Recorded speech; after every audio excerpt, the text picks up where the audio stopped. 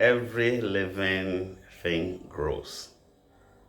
Animals grow, plants grow. Similarly, human beings also grow. We have the growth which is natural, where you grow from a child to become an adult. The same thing, we must also grow in knowledge, in character, and in wisdom. So if you are at a place and you think you are not growing, then you have to take a second look at your location and see what you can do about it so that you'll be able to grow. There are certain messages that you may have been hearing over the years that you are supposed to have acted upon, which you have not acted upon. That one, you cannot say you necessarily have to change your location because you have not acted upon them. But in a situation where you heard certain messages, you've acted upon them, and you've not seen any growth, then I think you have to seek counsel or talk to somebody or find out from the source of the information, and then you do something about it. We've been working hard since we were born, and especially in our adult life, we've been working hard, yet we are still facing poverty. Have we sat down to find out why? My beloved friend and pastor Olumide of Nigeria says that when you become successful and rich, people start investigating the source of your riches, but nobody cares to investigate about the source of your poverty. That one they do not care.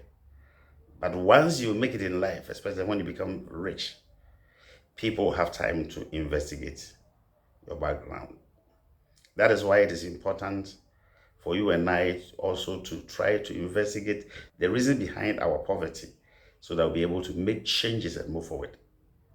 I believe it is not in the interest of God that people will live a kind of life where when they are sick, they will not be able to afford health care. We know that it's not everybody that will be very rich, but I believe it is God's plan that everybody will be able to live some kind of decent life that will be able to take care of himself or herself and the person's family. But in a situation where you will find life so difficult that you'll not be able to pay your mortgage, your rents, your children's school fees, your health care, then you have to retreat and find out what has accounted for that and try to put pieces together. Little by little, you will definitely get there. Economists are facing difficulties, but with wisdom, you'll be able to survive wherever you live in this world.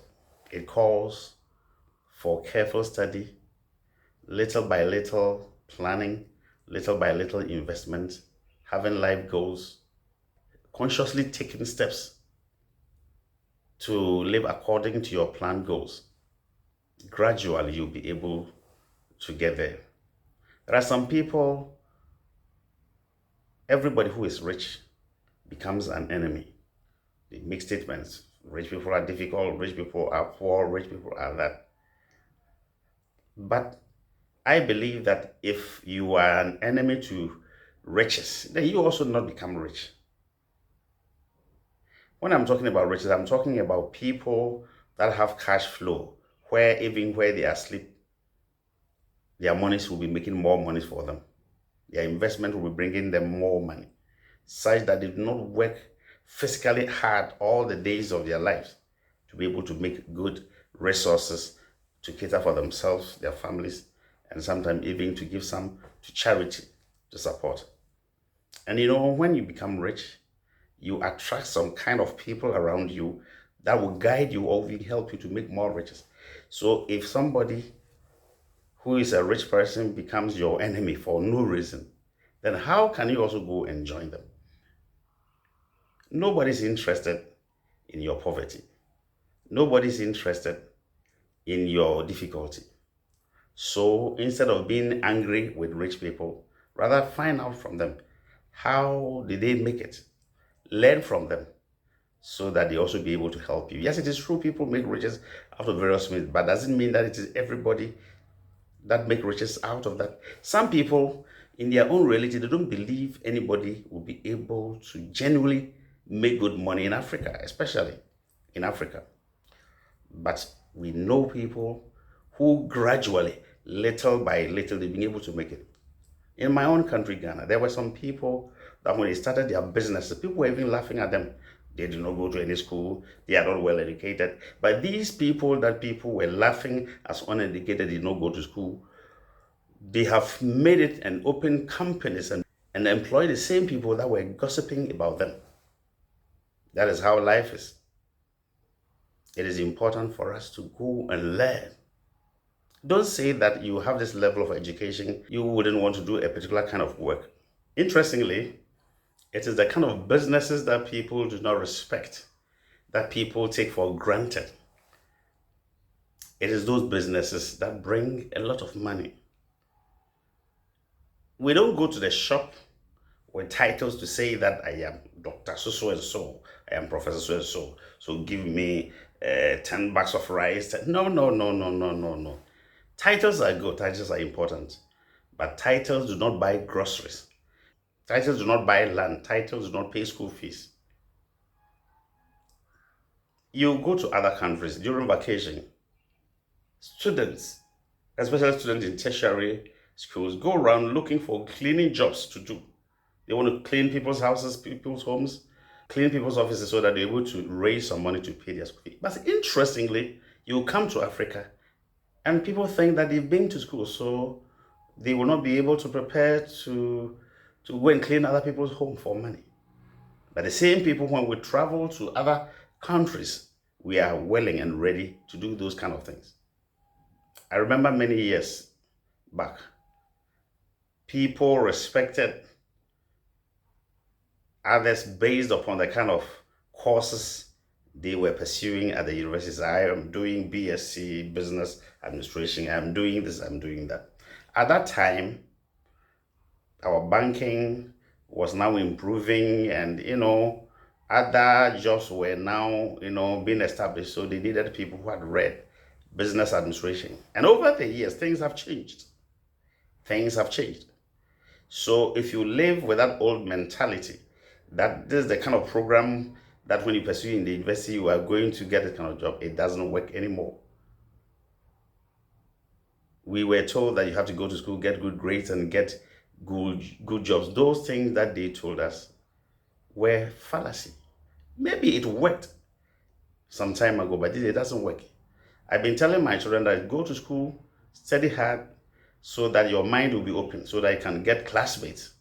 But when you come into this world, you are going to, use your creative abilities to either find job or to start your own business. And even where you find job, you've got to do some savings, and later on you have to utilize that money that you have acquired to make more money, because things are changing. Things are changing. So if we don't change the way we think and continue believing in what others believed in times past, it will not help. So we must learn from our great-grandfathers, our fathers, our older brothers and sisters. The younger generation now have the opportunity of learning from what their predecessors have done well, what they did not do well, so that they will do it better. In times past, life was all about getting up very early, going to join a bus, going to work very early and coming late. These days, life is not all about that. After COVID, a lot of people work from home. Sometimes all that a person has is a mobile phone, and that is what he used to work. So it's not a matter of always sweating in the traffic, going up and down. You've got to work very smart. And once you make the means, you invest. And with wisdom, and I mean application of wisdom, you'll be able to make it. Learn. from the mistakes of those who have gone before you and change things for the better. Meet me in the next one. My name is Ato Brentishan. Please subscribe to Prime Testimony channel. Bye-bye.